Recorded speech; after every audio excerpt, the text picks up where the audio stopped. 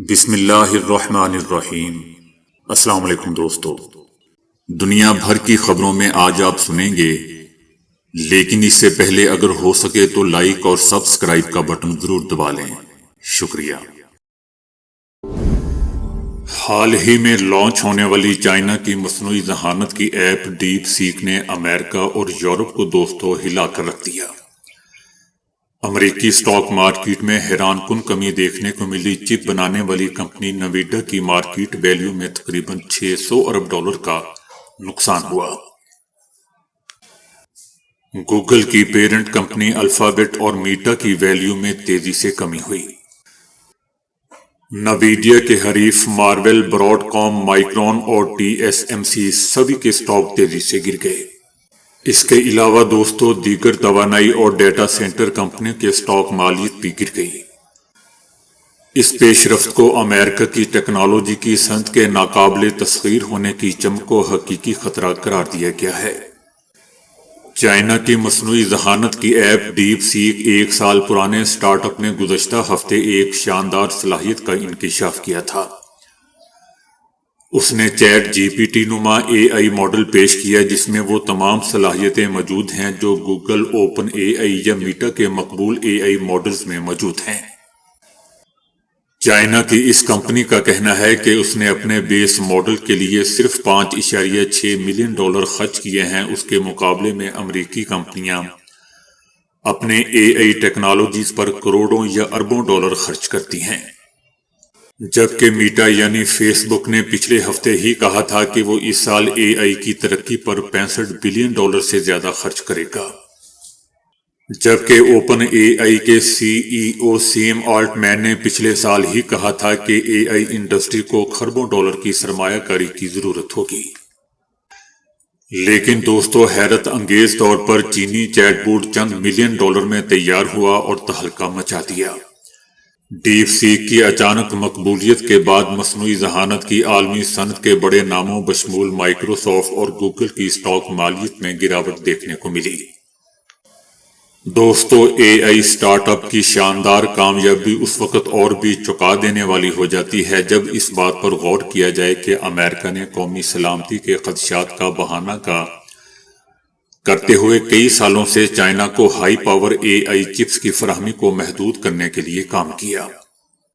امریکی صدر ٹرمپ نے بھی چند گھنٹے قبل امریکی ٹیکنالوجی انڈسٹری کو خبردار کیا ہے اور کہا ہے کہ چینی ایپ کے بعد ہماری انڈسٹری کو جاگ جانا چاہیے۔ یاد رہے دوستو کہ ڈیپ سیک جو اے آئی چیٹ بوٹ ہے کسی اور حریف ایپ کے مقابلے میں بہت سستی ہے اور گزشتہ ہفتے لانچ ہونے کے بعد سے امریکہ میں سب سے زیادہ ڈاؤن لوڈ کی جانے والی ایپس میں شمار ہونے لگی ہے۔ امریکی صدر ٹرمپ کا کہنا ہے کہ انہیں 100% یقین نہیں ہے کہ وہ تیسری مرتبہ صدر کے لیے الیکشن نہیں لڑ سکتے۔ ان کا کہنا تھا کہ آئندہ صدارتی انتخاب کے لیے بڑی رقم جمع کر لی ہے جسے شاید میں اپنے لیے استعمال نہیں کر سکتا، لیکن مجھے اس کا 100% یقین نہیں ہے۔ اپنے خطاب میں ٹرمپ کا کہنا تھا کہ مجھے یقین نہیں ہے کہ کیا مجھے دوبارہ انتخاب لڑنے کی اجازت ہوگی یا نہیں۔ شام کی نئی حکومت نے گزشتہ 72 گھنٹوں کے دوران 35 افراد کو پھانسی دے دی ہے، جن میں زیادہ تر بشار الاسد دور کے افسران شامل تھے۔ گزشتہ ماہ بشار الاسد کا تختہ الٹنے والی باغی فورسز کے حکام کا کہنا ہے کہ انہوں نے مغربی حمص کے علاقے میں خلاف ورزیوں پر متعدد گرفتاریاں کی ہیں۔ یہ گرفتاریاں سنگین خلاف ورزیوں اور پھانسیوں کے بعد کی گئی ہیں، جن میں گزشتہ 72 گھنٹوں کے دوران 35 افراد مارے گئے۔ مذہبی اقلیتوں کے ارکان کو ذلت کا سامنا کرنا پڑا۔ سزائے موت پانے والوں میں زیادہ تر بشار الاسد حکومت کے سابق افسران ہیں جنہوں نے خود کو نئی حکومت کے مراکز میں پیش کیا تھا۔ دنیا کے کئی ممالک کی طرح امریکی حکام نے پاکستان کے لیے بھی امداد بند ہونے کی تصدیق کر دی ہے اور کئی اہم منصوبے روک دیے ہیں۔ یاد رہے دوستو کہ گزشتہ دنوں امریکہ نے تقریباً تمام غیر ملکی امدادی پروگرام عارضی طور پر معطل کر دیے تھے، جن میں یوکرین، تائیوان اور اردن کی امداد کا پروگرام بھی شامل تھا۔ تاہم اب امریکی حکام نے دوسرے ممالک کی طرح پاکستان کے لیے بھی امریکی امداد بند کر دی ہے۔ اتراکھنڈ شادی، طلاق، وراثت اور ازواج سے متعلق مودی سرکار کے متنازع ترین یکساں سول کوڈ کو نافذ کرنے والی بھارت کی پہلی ریاست بن گئی۔ یونیفارم سول کوڈ میں مردوں اور عورتوں کی شادی کی عمر، طلاق، تعداد ازواج، حلالہ اور وراثت جیسے امور پر تمام مذاہب کے لیے یکساں قوانین واضح کیے گئے ہیں۔ اس قانون کے تحت شادی کی قانونی عمر مردوں کے لیے 21 اور خواتین کے لیے 18 سال ہوگی۔ ایک سے زائد شادی اور حلالہ پر پابندی ہوگی، جبکہ شادیاں اپنے اپنے مذہبی رسم و رواج کے مطابق کی جا سکتی ہیں۔ بغیر شادی کیے جوڑے کے ایک ساتھ رہنے والوں کو بھی رجسٹریشن کروانا ہوگی۔ ایک مرد ایک ہی عورت کے ساتھ اور ایک عورت بھی صرف ایک مرد کے ساتھ ہی رہ سکے گی۔ اس کے علاوہ مرد اور عورت دونوں کے پاس طلاق دینے کا حق ہوگا، یعنی اب عورتیں بھی طلاق دے سکیں گی۔ اس بل کے تحت خواتین کو بھی والدین کی جائیداد میں مردوں کے برابر یعنی نصف حصہ دیا جائے گا۔ بھارت اور چائنا نے 5 سال بعد براہ راست پروازیں بحال کرنے اور ویزا اجراء کا تنازع حل کرنے پر اتفاق کر لیا ہے۔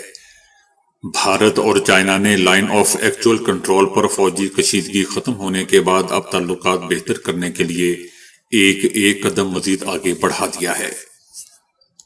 بھارت اور چائنا کے درمیان 5 سال سے تعطل کا شکار پروازیں اس موسم گرما سے یاتریوں کے لیے شروع ہو جائیں گی، جبکہ ویزے اور دیگر معاملے کو حل کرنے کے لیے بھی ٹھوس اقدامات پر اتفاق ہوا ہے۔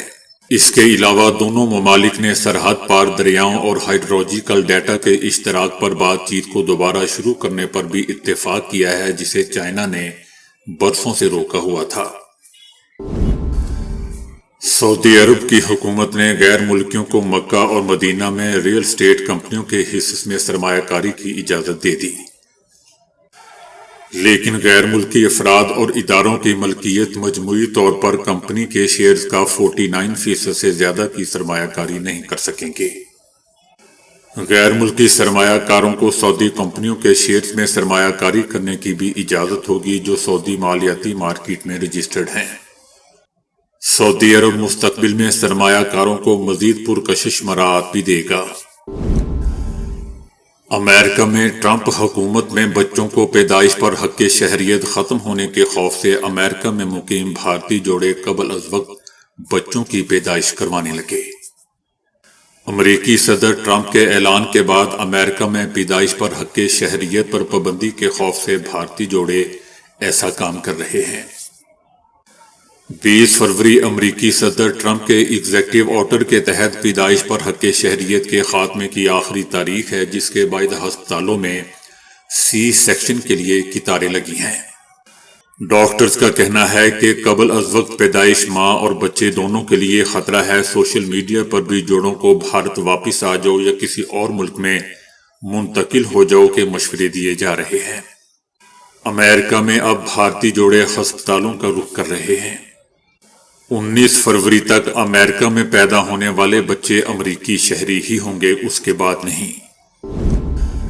پاکستان تحریک انصاف نے وزیر اعلیٰ خیبر پختونخوا کی تبدیلی کی خبروں کو افواہ قرار دے دیا۔ عمر ایوب کا کہنا ہے کہ حکومت کے ساتھ مذاکراتی نشست میں شرکت نہیں کریں گے۔ مذاکرات میں شامل نہ ہونے کی وجہ 9 مئی اور 26 نومبر پر کمیشن نہ بننا ہے۔ اپوزیشن لیڈر کا کہنا تھا کہ مذاکرات کے دوران MNA صاحبزادہ حامد رضا کے مدرسے پر چھاپا مارا گیا۔ وزیر اعلیٰ خیبر پختونخوا کی تبدیلی کی خبروں پر ان کا کہنا تھا کہ یہ سب افواہیں ہیں۔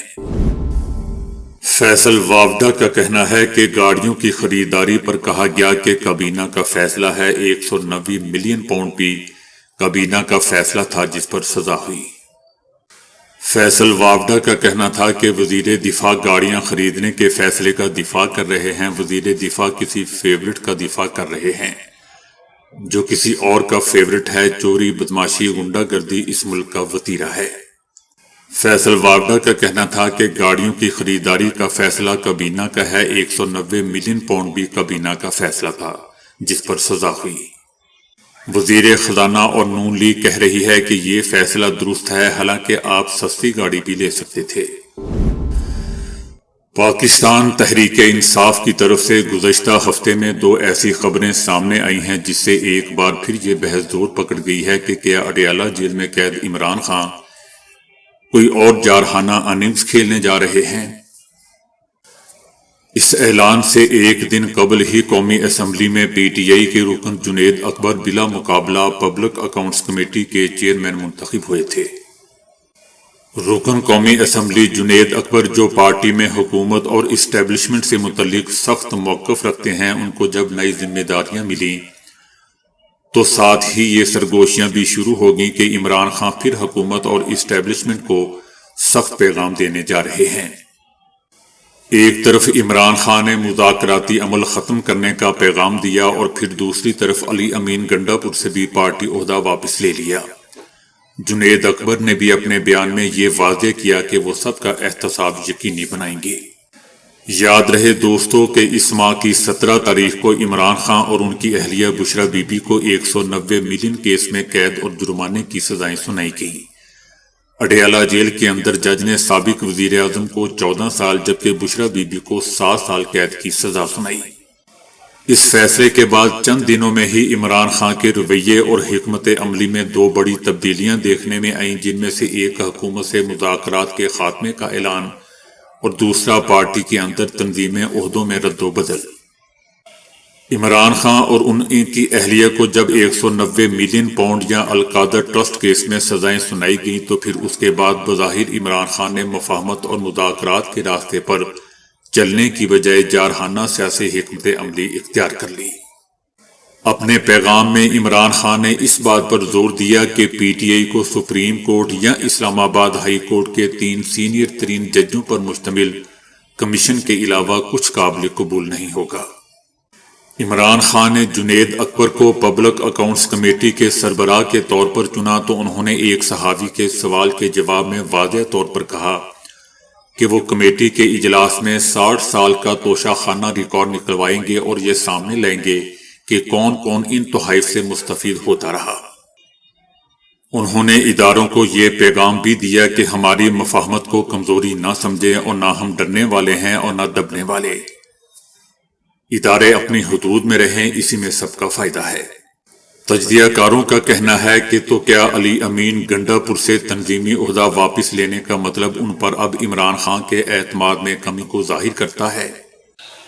اس سے پہلے جنید اکبر، عاطف خان اور ان کے قریب سمجھے جانے والے پی ٹی آئی رہنماؤں کو عمران خان سے ملنے تک نہیں دیا جاتا تھا۔ ان کے گلے شکوے تھے اور انہیں علی امین نے سائیڈ لائن کیا ہوا تھا، مگر جب علی امین کے خلاف شکایات کے انبار عمران خان تک پہنچے تو پھر انہوں نے تنظیم سازی کا فیصلہ کیا۔ اب پی ٹی آئی کی تنظیم میں باقی علاقوں اور صوبوں میں بھی تبدیلی لائی جائے گی، مگر اس میں سے اہم پہلو صوبائی کابینہ میں لائی جانے والی تبدیلی ہوگی۔ علی امین گنڈا پور دوستو کسی نہ کسی طور پر عمران خان کو جیل سے باہر لے آنا چاہتے تھے، مگر ان سے چند غلطیاں ہوئیں اور ان سب سے بڑی غلطی یہ تھی کہ علی امین دونوں عہدوں پر توازن برقرار نہ رکھ سکے۔ سب سے بڑھ کر جو معاملہ خراب ہوا وہ تھا کہ ان پر اسٹیبلشمنٹ کا جو لیبل لگ گیا تھا اور اس نے بہت سی چیزوں کو خراب کر دیا۔ عمران خان کی طرف سے دوستو تنظیم نو کا یہ مطلب ہرگز نہیں ہے کہ پارٹی میں اختلافات ہیں، بلکہ یہ سب عمران خان کی ایک نئی حکمت عملی کا حصہ ہے۔ عمران خان نے نہ صرف خیبر پختونخوا بلکہ پنجاب اور دیگر حصوں میں بھی نئی ذمہ داریوں کا اعلان کیا ہے۔ حماد اظہر کافی عرصے سے منظر عام سے غائب تھے، اب ان کی جگہ عالیہ حمزہ کو پنجاب میں تنظیمی معاملات دیکھنے کا ٹاسک سونپ دیا گیا ہے۔ عمران خان جنید اکبر اور عالیہ حمزہ جیسے کارکنان کو اس وجہ سے بھی دوستوں پسند کرتے ہیں کہ ان کا اسٹیبلشمنٹ اور حکومت کے خلاف سخت موقف رہا ہے اور انہوں نے قید اور بند کی صورتیں بھی برداشت کی ہیں۔ تو دوستو ابھی کے لیے اتنا ہی۔ ویڈیو کو لائک اور شیئر کرنے کا بہت بہت شکریہ۔